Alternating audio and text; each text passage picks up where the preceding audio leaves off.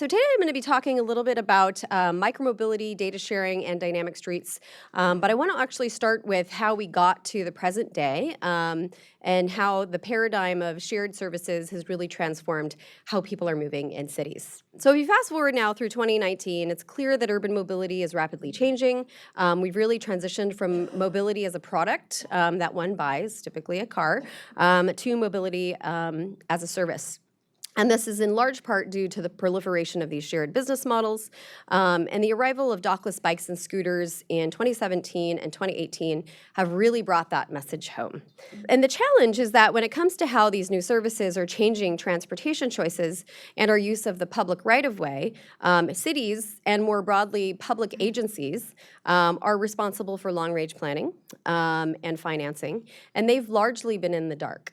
In my opinion, the reason that this paradigm has to change is that the public sector primarily has the responsibility for ensuring that these services are safe, that they're equitable, and that they're sustainable. They are really the only entity that can hold private sector mobility companies accountable.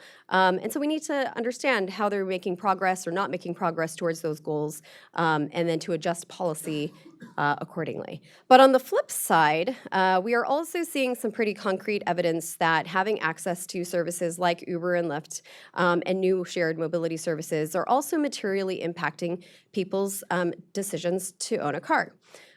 Based on statistically representative samples gathered by Populus in the Bay Area in 2018, we found that over 50% of people in the Bay Area now regularly use Uber and Lyft.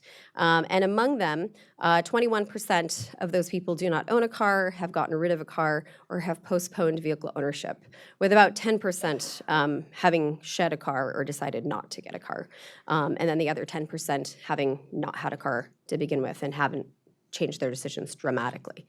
So the question is, which is it? Do new mobility services like Uber and Lyft increase or decrease congestion? Do they improve or decrease efficiency?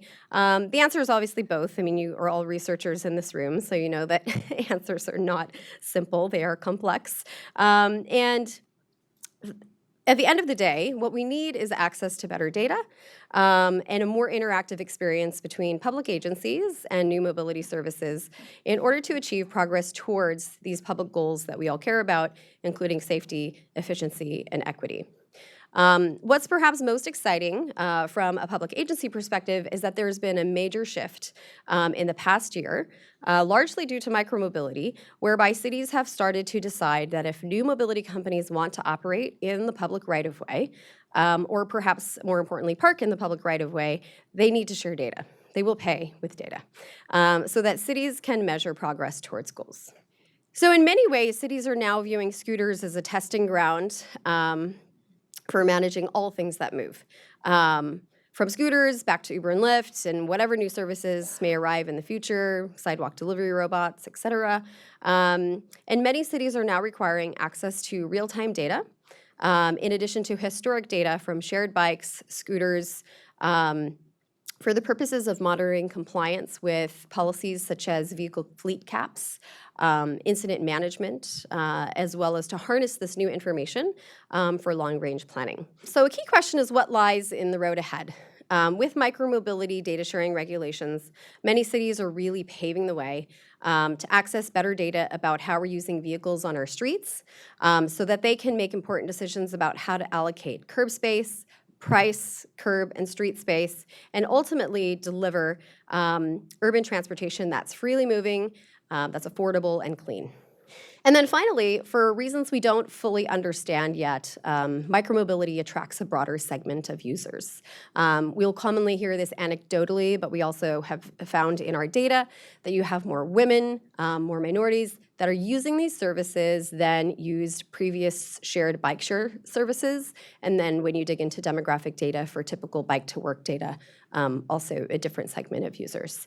We don't fully understand why, but clearly they're attracting a broad segment of the population. And I think it's an exciting opportunity for cities to rethink how much space we're allocating to these smaller modes.